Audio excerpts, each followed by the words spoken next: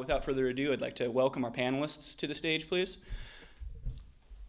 So we have United States Attorney Ben Wagner. I just call him Ben. I'm sure that those of you who know him call him Ben as well. And he will serve as our moderator. Making his way onto the stage right now is Mr. Shabir Khan, who's the treasurer and tax collector for San Joaquin County. Next to him, Nirav Desai, an assistant United States attorney with our office. And down there on the end, Naeem Alvi, I'm sorry, who is a deputy sheriff with the Sacramento County Sheriff's Office. Gentlemen. We have three gentlemen here who have different careers. They are all in public service, different backgrounds, different ages, and different jobs, and talk a little bit about kind of how they got there in public service and what they did. So careers in public service. So unlike the case in some countries in the world where you have to sort of, it seems like you have to decide your career when you're like 10 years old or something, and there's not so much flexibility. Generally in this country, there's a lot of flexibility, and you don't have to make those decisions so early. And especially in the law, there are a lot of people who come to law school as a second career, who come sometimes in their 30s or 40s or 50s. And when I was in law school, I went to NYU School of Law in New York, because I'm from New York originally. And when I grew up, I had no lawyers in my family. I knew nothing about law. I came from a family of bankers, so the one thing I knew is I did not want to be a banker. But otherwise, I knew very little about law. And for me, I was a history major. I liked reading, I liked writing, I liked the social issues. I was very interested in civil rights issues. And I thought going to law school, first of all, was a great way to keep this whole student gig going, because that was a lot of fun, instead of getting a real job. And it was 3 years, so I thought I could like stretch this out for a while. And it was to me, it was very interesting, a lot of the discussions about social issues. I was very interested in civil rights. And I thought that coming out of law school that I was going to be a crusading civil rights attorney and work for maybe Morris Dees, who's a famous kind of civil rights attorney in the South. And I was very inspired by that, and partly because I knew nothing else about the law. I just knew about some of these great civil rights leaders and so forth. And I had been a little bit involved in local political campaigns in New York, and some of the people who I thought were the smartest, most interesting people that I met were lawyers. And I didn't know anything about what they did, but that was interesting to me. So I went to law school. Again, no concept of law enforcement, didn't know what a U.S. attorney was, had no interest in that at all. And I spent my first summer working for the NAACP Legal Defense Fund in New York on civil rights matters, and I found that very interesting. My second summer, I went to work for a large law firm in New York because all of my classmates were doing it. They would actually pay you for summer work and pay you pretty well. That was impressive to me because I'd never had a real job before aside from my newspaper route. And so I went my second summer and worked for a law firm in New York. And then I went back there after law school and worked there for 5.5 years. And it was very, very interesting work. I was surprised at how interesting it was. It was a large New York law firm. This was 1986, 87. I was there until 92, working on different types of things. They represented mostly large companies, sometimes in litigation, sometimes not litigation. There's a lot of what lawyers do, which is not the sort of courtroom stuff that you see on TV. So they had a whole branch of the firm that worked on giving legal advice to companies, mostly corporations that were raising money, that were doing corporate finance work. And a lot of these banks were underwriting large, these multi-million-dollar bond issues and things, and there's a lot of law compliance that you have to do with all of the documents and deciding, how to do it. And I found that pretty interesting. So I did all of those things for a while, and it wasn't until I was there 4 or 5 years that I started to think about doing something else. My wife is from California, which is how I got from New York to California, because I married a California girl, and so that was the end of that. No more choice about that. So here I am in California. Yeah, I see some of you have probably had that same experience. So here I am in California. But when we were deciding to move to California, and it was an opportunity for us to look at new careers and do something different because the firm I had did not have an office on the West Coast, I started talking to some of my friends, and some of my friends from law school and college had gone to a U.S. Attorney's office in the East Coast and in New Jersey, in Connecticut, in New York, and I would talk to them about what they were doing. And by then, I was developing some interest in trial work. I was working in litigation more, so I had more of an interest in trials and how that worked in courtroom procedure, and that was very interesting to me. So I was talking to some of them on the phone, and they were describing what they did all day, and I was comparing it to what I did all day. And I was like, man, I want that job because it was a lot more interesting than my job. And they were telling me about, prosecuting bank robbers, for example, or, gun crimes, and working with the FBI and with DEA and all these law enforcement agencies, and going to court every day and getting search warrants and conducting investigations with the agents and arguing appeals in the courts of appeals. And it was much more exciting. They had a lot of opportunities, a lot of responsibilities, and it was kind of exciting. So that's how I decided to move over to U.S. Attorney's Office when I was coming out here to California. But that was when I was 32 is when I first came to a U.S. Attorney's Office. So as you can see, I've been here ever since, and in the office I've done lots of different types of things, worked on lots of different types of cases. I became a supervisor, and then in 2009 I became the U.S. Attorney. So it's a career which came to law in a very kind of random way. As I said, I didn't know any lawyers growing up. I didn't know anything about U.S. attorneys. I didn't know anything about law enforcement. In fact, growing up in New York, hanging out on the streets of New York, I was more likely to not be very appreciative of law enforcement. Sorry about that, but I kind of felt like cops were going to hassle me, just because that's the way young kids tended to think about the cops in New York City, when I grew up there in the 1970s. So I throw that out there just by way of saying, even, I've had a very successful career in law enforcement and in law, and it's one that has been very exciting and rewarding and interesting to me. Every day has been an exciting day. I go to work every day thinking, man, what a great job. I'm so lucky to have this job. But it's something which I knew nothing about growing up. So there are a lot of different ways that people get to the jobs that they have.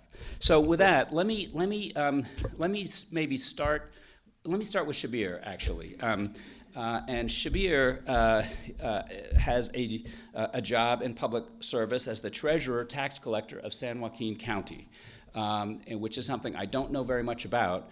And what I will ask each of the panelists to do, sort of as I have done, talk for a few minutes about what their current job is and how their path was that took them to that job. And then when we get to then we'll take some questions and ask people a little bit more about that. Shabir. Assalamu alaikum. I'm the treasurer tax collector of San Joaquin County. In San Joaquin County, treasurer tax collector is elected. And it has a 4-year term, and I've been the treasurer tax collector for 15 years now. I've been working with San Joaquin County for 36 years, 16 almost as elected and 20 as an employee. I immigrated to this country in 1977, December of 1977. I come from a family where I have professionals. My brothers were much smarter than me. They went to medical school and engineering. I have accounting background. Accounting back in the old country is considered to be like those who cannot qualify going to medical schools and engineering, they go to business school. I did that. My interest from day one, when I moved into Stockton, and believe it or not, back then, people were saying, and they probably still say that, why Stockton? Why you came to Stockton?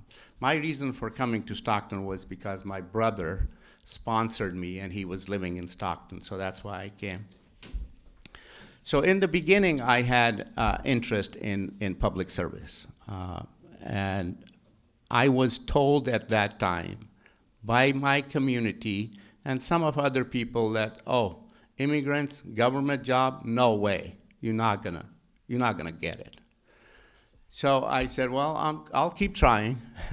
So I did, and I started working for a nonprofit organization. I got a job as an accountant with nonprofit organization.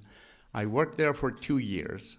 And then 1980, I took a test with San Joaquin County, the civil service exam. And then, believe it or not, I did pretty well. So I was hired as an accountant by a department that is the auditor controller. And the auditor controller is also an elected position in San Joaquin County. So when I started working for the auditor controller, I had an eye on running for an elected office. So I started working towards that more to run for an office. I truly have enjoyed working with in public service because to me it's rewarding when you meet with the people, and believe it or not, a lot of people do not have the knowledge of the law.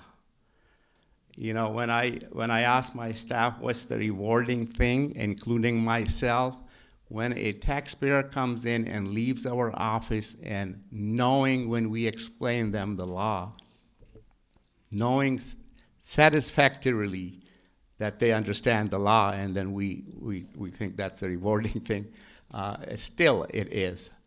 So 1980 I started, and then in 2001, I ran for the office, right after 9/11. Right after 9/11, and I'm gonna tell you a story if it's not taking too long, it's gonna be a short one.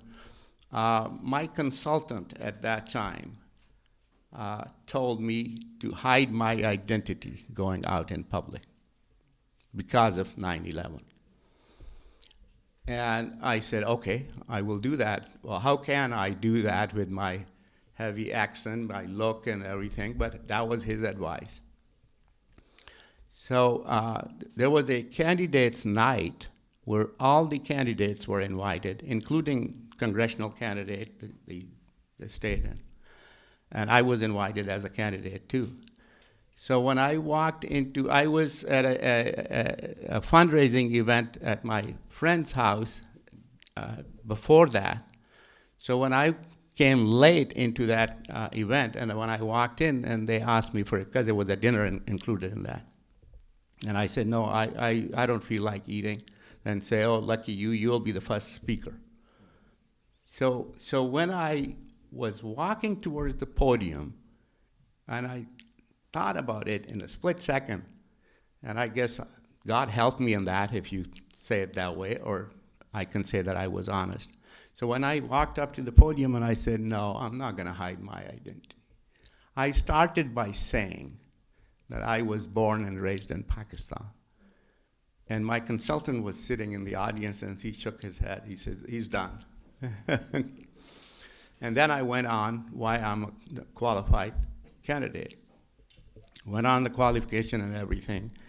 When we were done with that, believe it or not, I got the most attention of all in that. Those people came to me and they say, you know, tell us what we can do for you.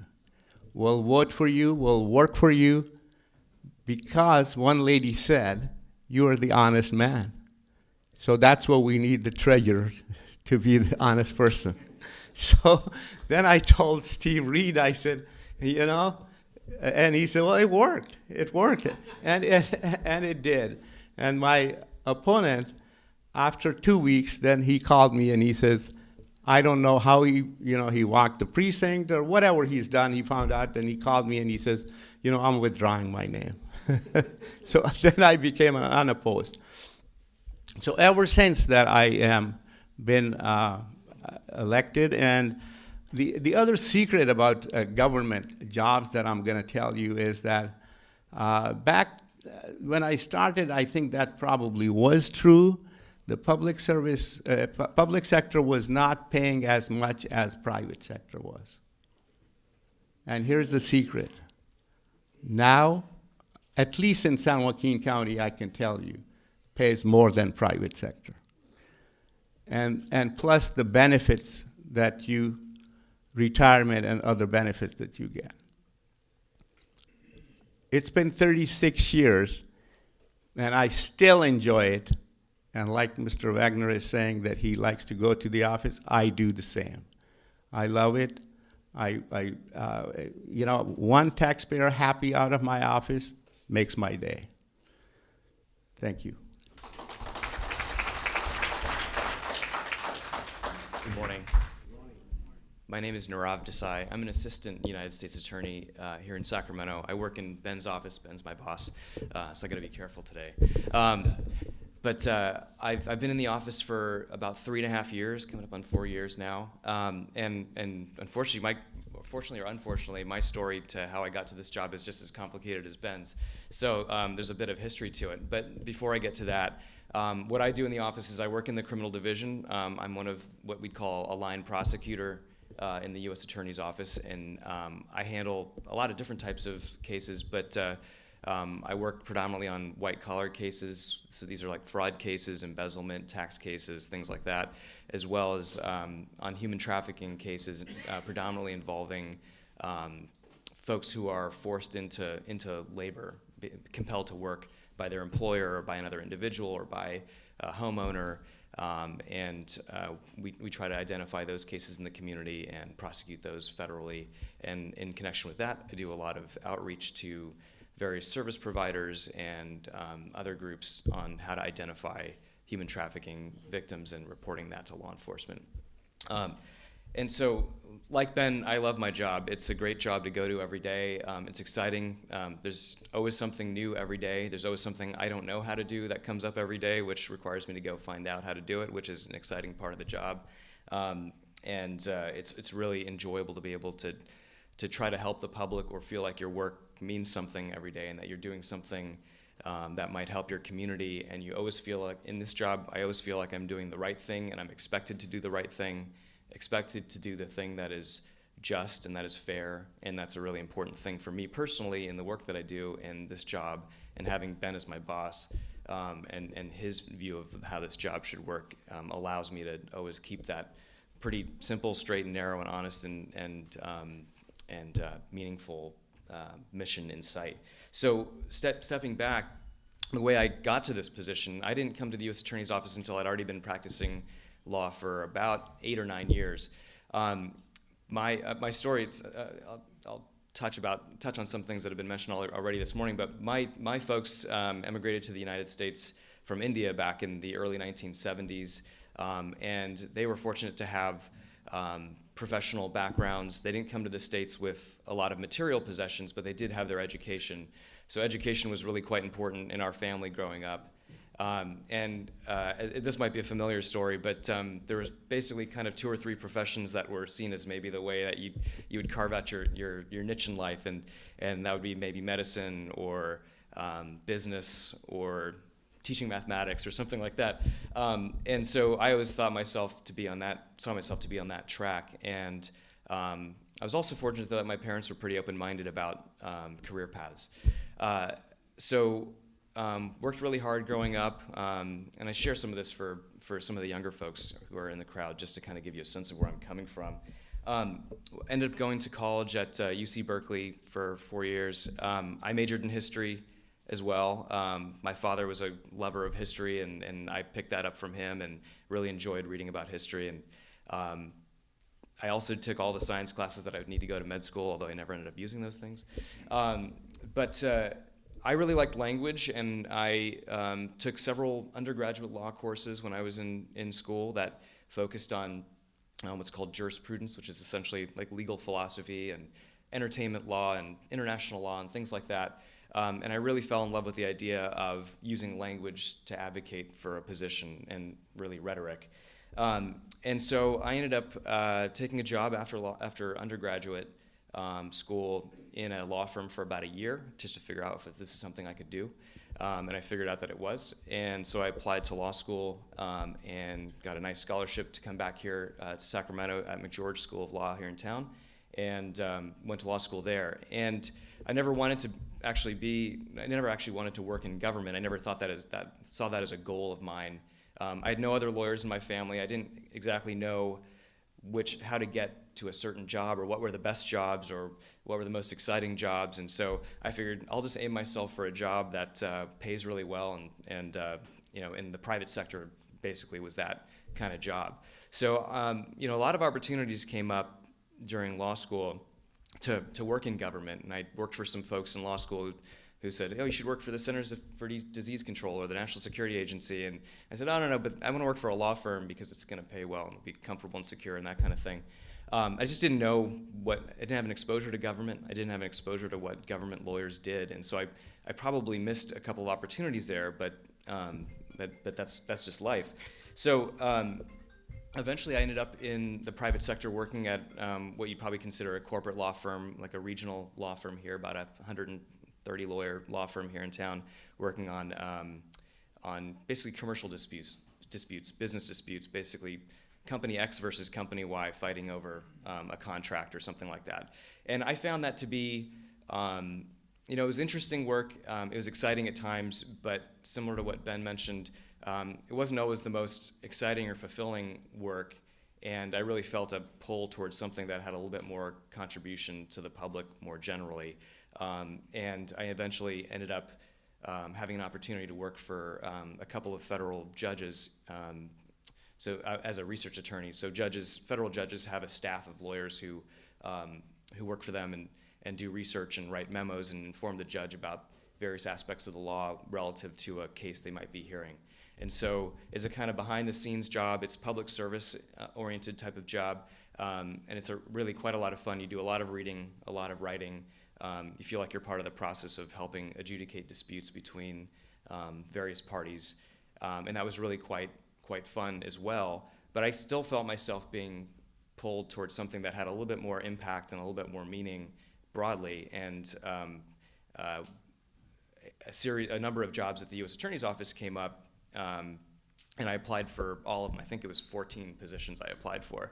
I really wanted to do this job because I'd always heard about, by this time in my career, I'd learned that assistant United States attorneys, that was a really desirable job. It was an exciting job. It was also a job where you were expected to do the right thing, and you were always expected to be forthcoming and honest and have integrity. And the court really viewed assistant U.S. attorneys as we call it wearing the white hat, and there was an expectation that you're going to do the right thing. And so I thought if I was going to get back into the courtroom and in a job that would have more impact broadly, it was the U.S. Attorney's Office where I wanted to work. And I was fortunate enough to get a position there about 4 years ago.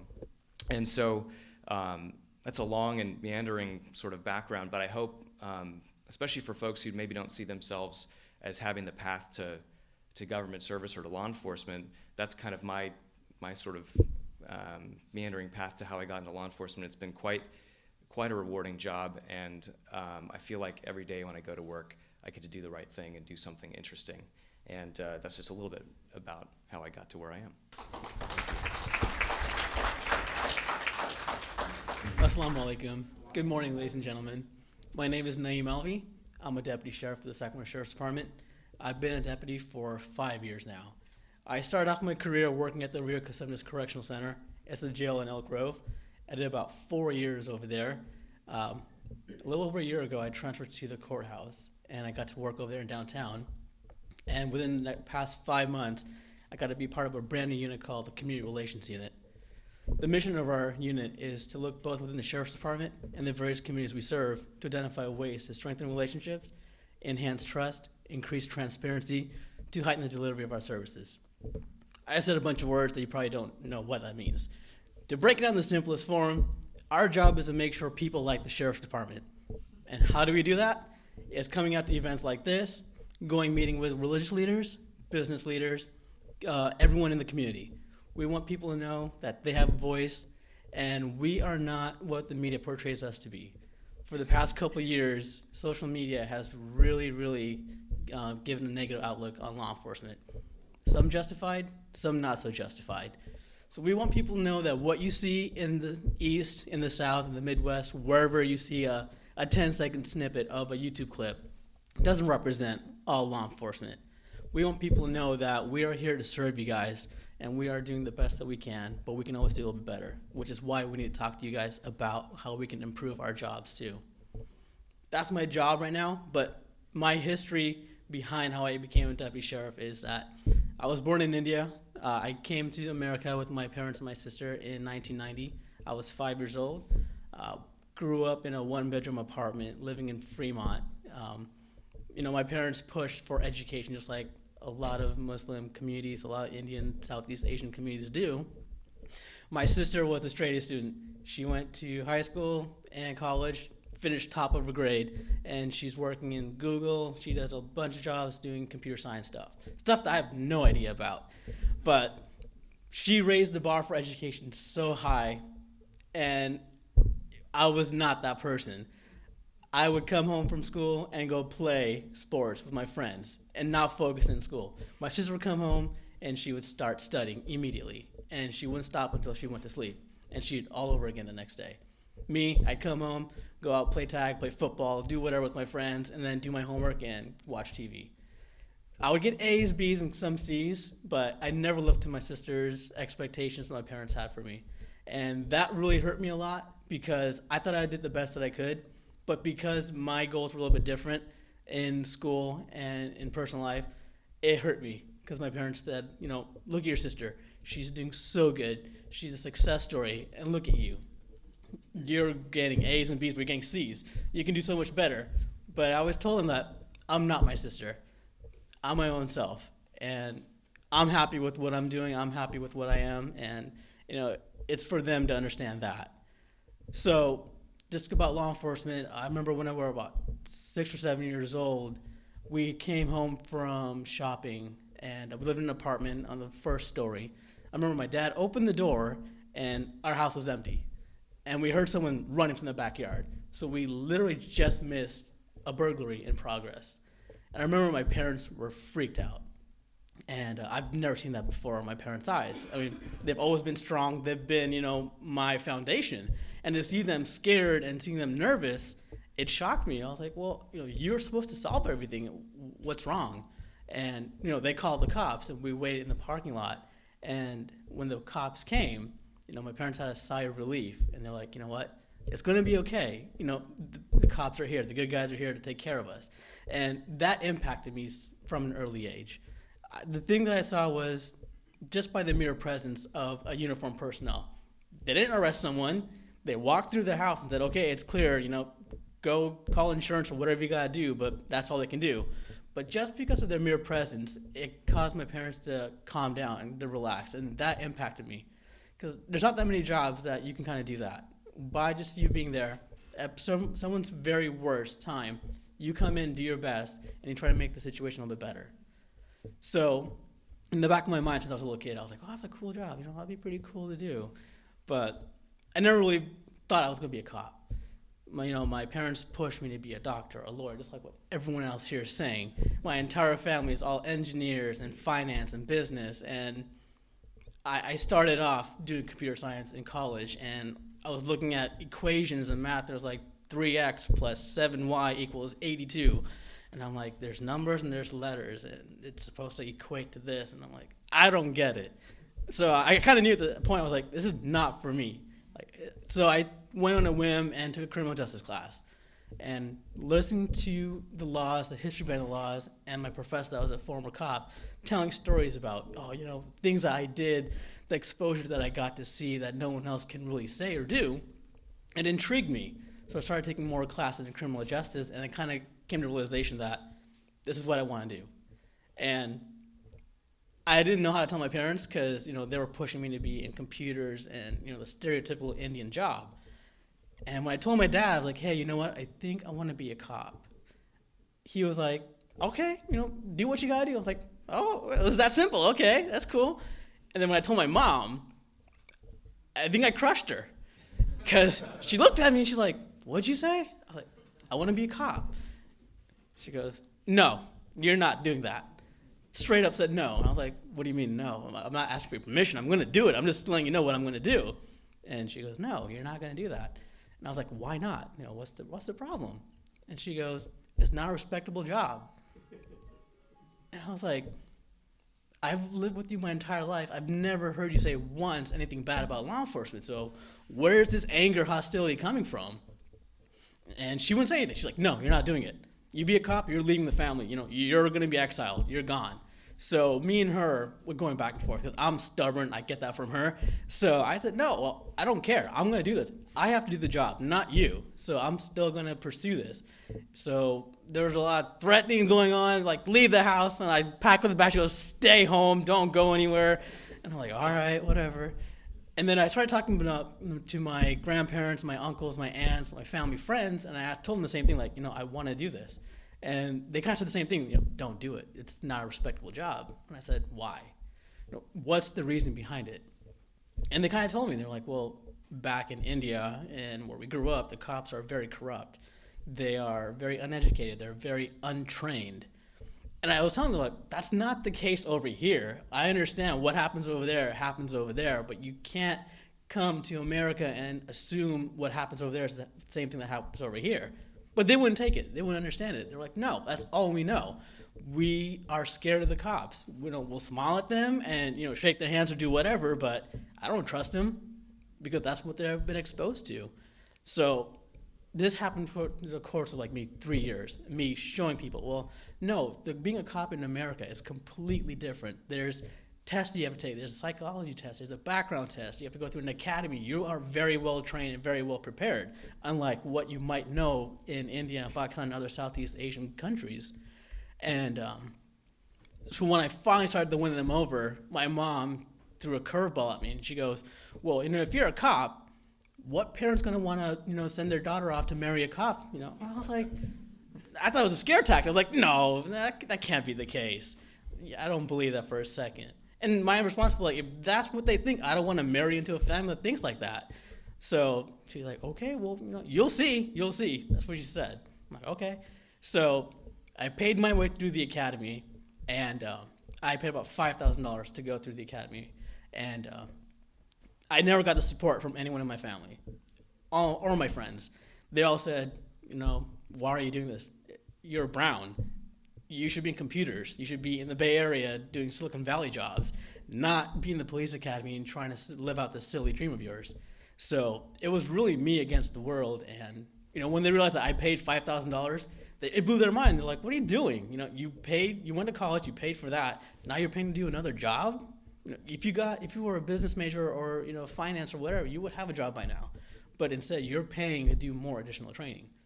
I told them, yeah, but it's my passion. It's what I want to do, and I'm still going to do it. And this happened in 2009. If you guys are familiar with 2009, if you guys don't remember, it was a horrible time in the economy where people were losing their jobs back and forth. And I graduated the academy in 2009, and I thought I was going to get a job immediately because I'm bilingual, I'm brown, and I have a college education. I've never been in trouble with the law. So I thought I was the ideal candidate for any law enforcement agency. So once I started applying and went through the process of multiple departments and, being rejected one after one, I thought it was, is it because of the color of my skin? Is it because I'm Muslim? What's the reason that I'm not getting these jobs? And then I kind of just realized, well, you know what? Let me think of it from a business point of view. There's 2 spots that are open. You have 150 people applying. I have no experience as being a cop, other than being in the academy. I'm competing people that have been working for 10 plus years out in patrol, and they got laid off because of the economy, which is not their fault. I don't blame them at all. And it's me and them. And from a business standpoint, who are you going to hire? Are you going to hire someone that knows how to do the job, or someone that you're going to take a risk? You're going to go with someone that knows how to do the job. And it took me a while to realize that, but, I kind of realized, okay, well, you know what? I'm not going to give up because the naysayers got louder and stronger, and they kind of pierced into my soul a bit more because it took me 1.5 years to get a job. And I started off thinking I'm only going to play in the Bay Area.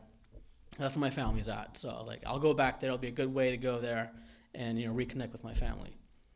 Once I applied all over the Bay Area, no one was hiring me. So I was like, okay, I'll try Sacramento.